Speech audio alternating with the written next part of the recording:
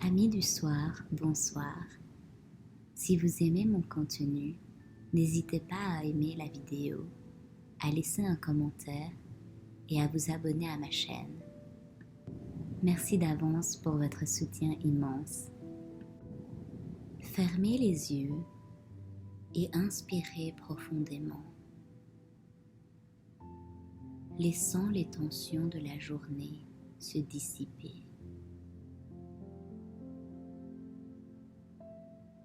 Sentez les tensions quitter votre corps lorsque vous expirez lentement.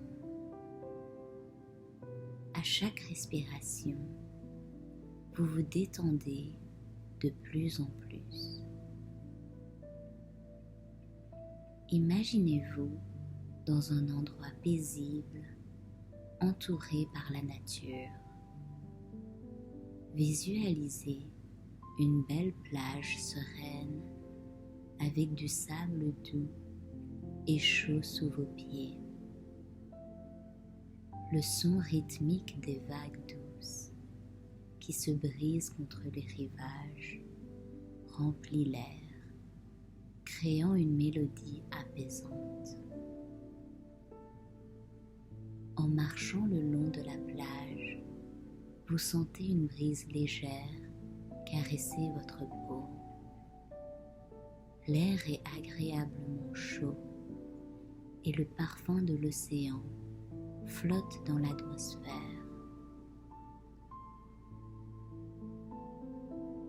À chaque pas que vous faites, votre corps devient plus léger, comme si le poids du monde se dissipait de vos épaules. Trouvez un endroit confortable sur la plage et allongez-vous en regardant le ciel nocturne. Les étoiles scintillent au-dessus de vous, peignant la toile de l'univers de leur éclat. Vous ressentez une profonde paix et tranquillité en vous connectant à l'immensité du cosmos. Laissez votre esprit vagabonder librement en libérant toute pensée ou souci persistant. Acceptez la quiétude du moment et laissez-vous aller, relâchant toute tension dans votre corps. Abandonnez-vous à la tranquillité et laissez-vous emporter dans un sommeil paisible. Sachez que lorsque vous vous endormirez, votre corps et votre esprit se régénéreront. Le sommeil est un moment de guérison, de restauration et de renouvellement. Vous méritez ce précieux cadeau du repos qui vous aidera à vous réveiller frais et plein d'énergie le matin. Maintenant, continuez à respirer profondément et calmement, ressentant l'étreinte du sommeil qui vous enveloppe doucement. Lâchez prise de tout et abandonnez-vous à la quiétude de la nuit. Détendez-vous et laissez-vous guider par l'histoire que je vais vous raconter. Ce soir, je vais vous raconter une histoire qui s'appelle Le Roi des Génies, écrite par un auteur inconnu. Il était une fois un jeune homme dont la femme, en mourant, laissa un jeune fils encore jeune.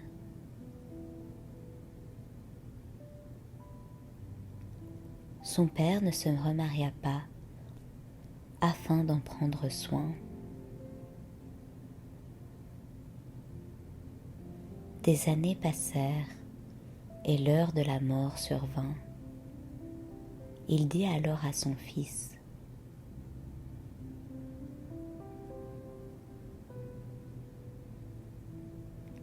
« Fils, tu n'as personne qui te soit proche, personne. Ne te fie en rien à des amis. Fais comme moi, tu réussiras. » « Bien, dit le fils. »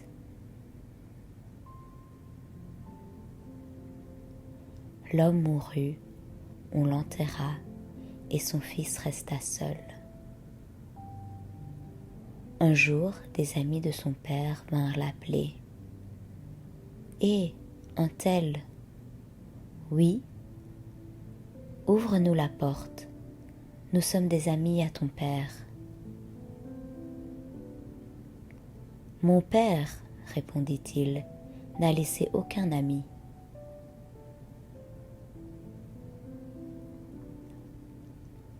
« Allons, allons, reprends-toi, nous sommes des vieux amis à ton père, nous le connaissons. » Il leur ouvrit finalement la porte. « Soyez les bienvenus, dit-il. »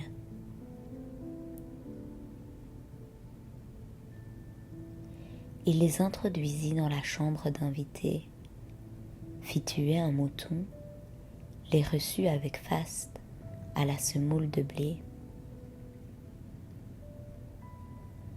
Pendant qu'on préparait le repas, l'un des invités dit: « Jouons aux cartes en attendant le souper. » « Volontiers, dirent-ils. » Ils jouèrent, lui prirent un de ses chants. Ils continuèrent, lui prirent un deuxième chant. Après, ils gagnèrent sa maison, et à la fin, ils lui prirent sa femme. Ils s'arrêtèrent de jouer et prirent le repas du soir. Puis, ils s'en allèrent, emmenant la femme avec eux.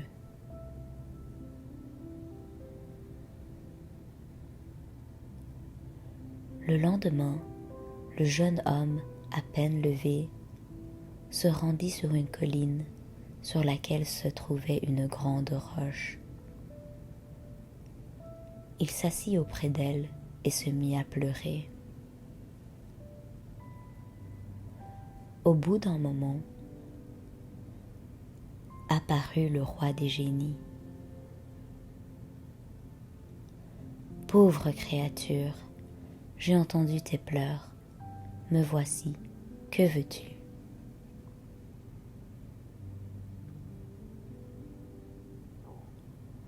« Bon Seigneur, répondit-il, j'ai hélas fait hier ce que personne ne fait. J'ai joué ma femme aux cartes.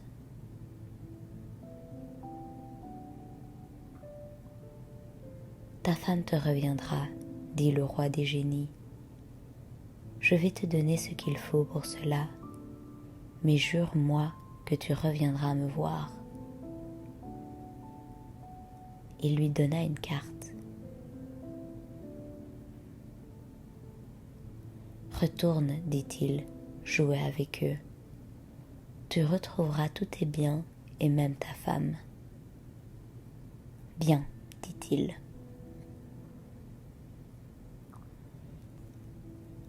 Il alla appeler ceux qui lui avaient pris sa femme. Je veux jouer encore avec vous, dit-il. Venez finir la partie.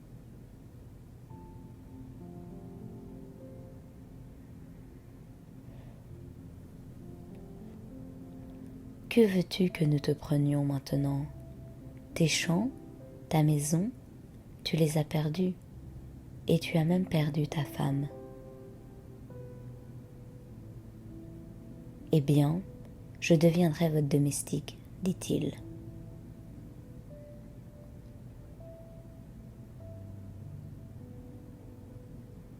Alors allons-y, répondirent-ils.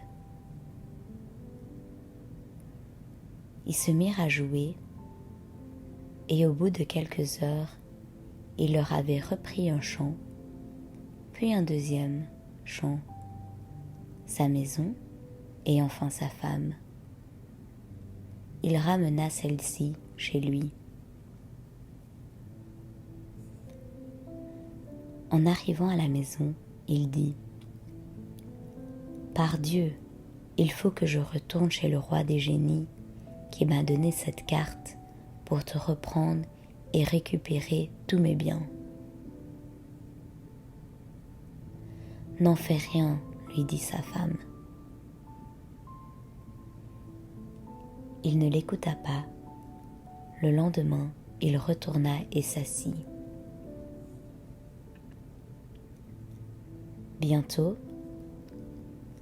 les filles du roi des génies sortirent, sous l'apparence de colombes. Elles allaient au bain. La plus jeune demanda : « Qui es-tu, toi, là ? » « J'attends le roi des génies pour lui parler. »« Va-t'en, l'ami, s'il sort, il te dévorera. Ce n'est pas la peine de rester ici. »« Mais j'ai juré de revenir. » « Alors, dit-elle, prends-moi 2 plumes et mets-les sur ton cœur. Quand il viendra, il te dira : « Procure-moi un œuf du 7e ciel. » Réponds-lui : « C'est entendu. » Tu presseras mes plumes et tu auras tout ce que tu voudras.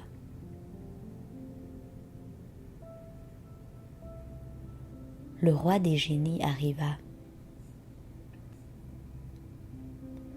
« Trouve-moi, commanda-t-il, un œuf du 7e ciel. »« Parfait, répondit le jeune homme. »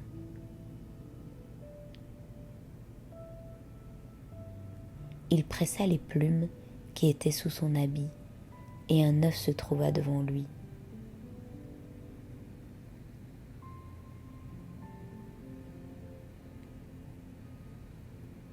« Tu vas, dit le roi des génies, épouser une de mes filles. Je vais les mettre dans un puits. Tu étendras la main, et celle qui te la prendra, tire-la. »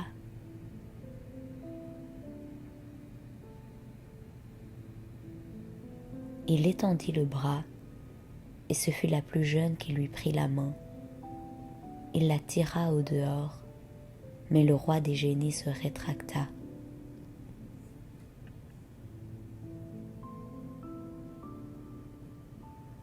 Le jeune homme étendit le bras une autre fois. La plus jeune saisit la main de nouveau. « Cette fois cela suffit, dit le roi des génies, je te la donne. » Mais il dit à sa femme : « Avoir donné ma fille à cet homme ne me plaît pas. Ce soir, prépare leur lit tout près du puits. Place l'homme près de l'ouverture du puits et mets ta fille de l'autre côté. »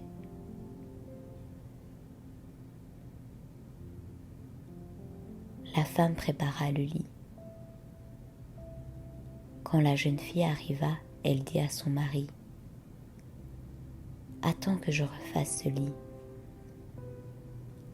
Elle retira la natte et les couvertures. « Tu vois, dit-elle, la fourberie de mon père. Il voulait te faire tomber dans le puits. » Elle refit le lit et ils dormirent jusqu'au matin.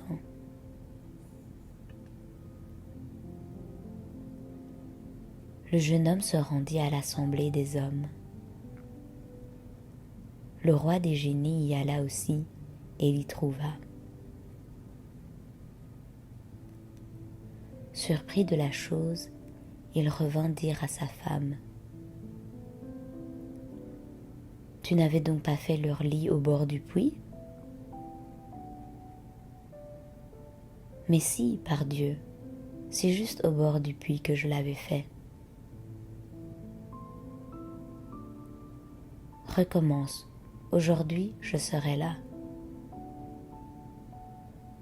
D'accord, dit-elle.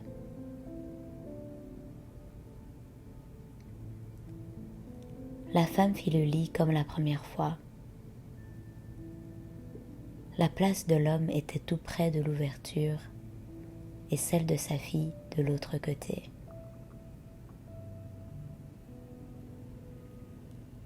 Quand les jeunes gens vinrent se coucher, la jeune femme dit à son mari : « Homme, mon père veut ta mort. Viens, partons d'ici. » « Nous ferons comme tu voudras, répondit-il. Elle refit le lit.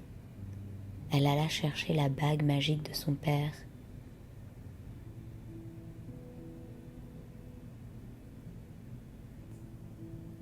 Puis elle alla prendre la jument, et ils montèrent sur la jument et partirent. Quand le roi des génies s'éveilla et constata leur disparition, il envoya à leur poursuite ses serviteurs montés sur la jument aussi rapides que le vent. Ils allèrent si vite qu'il faillit rattraper les fugitifs. Mais la jeune fille se transforma en mosquée, le jeune homme en Taleb et la jument en Nath. Les serviteurs arrivèrent et interrogèrent le jeune homme.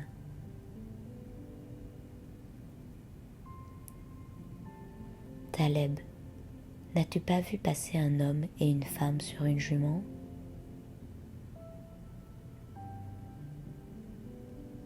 « Oui, répondit-il. On a annoncé la prière du soir, mais celle de la nuit pas encore. »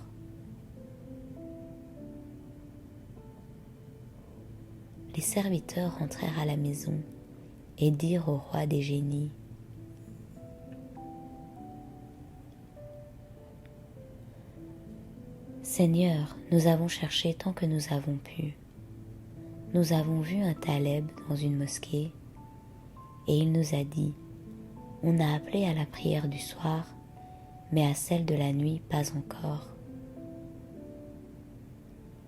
« C'est eux, misère de vous autres, dit le roi. Allez, retournez et ramenez-les-moi. »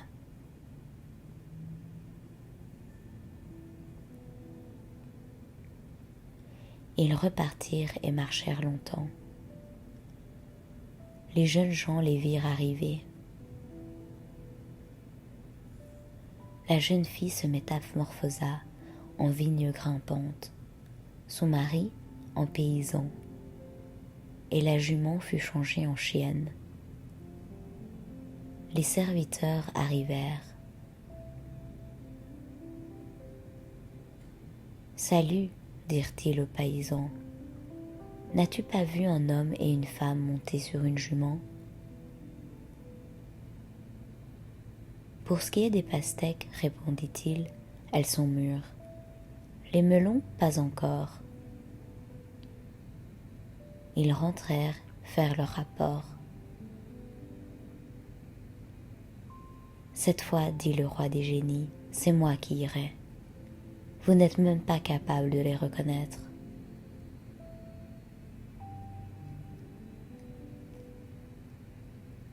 Sur le champ, ils repartirent tous ensemble. Ils marchèrent, et ils allaient rejoindre les fugitifs, quand la jeune fille, ayant reconnu son père, entraîna son mari vers la mer.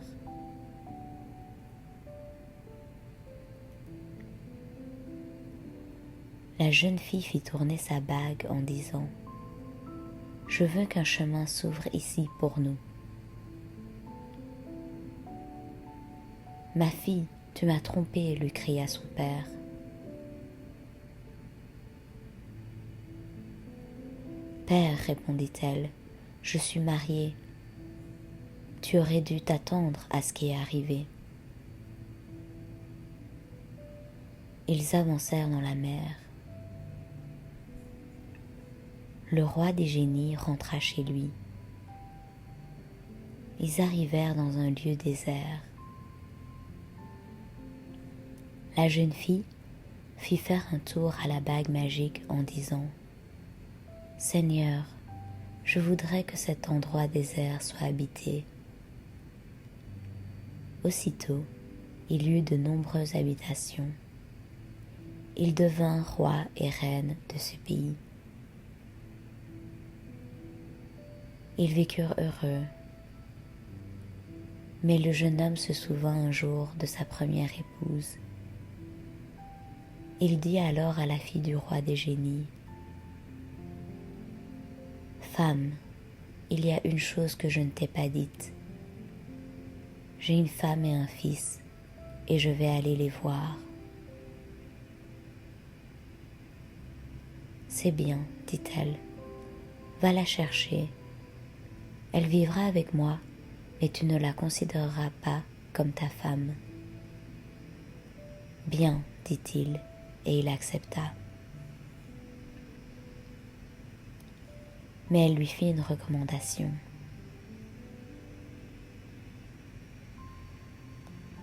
« Prends garde, lui dit-elle, qu'on ne te donne pas un baiser au-dessus de l'œil droit quand vous vous direz bonjour tes proches et toi. »«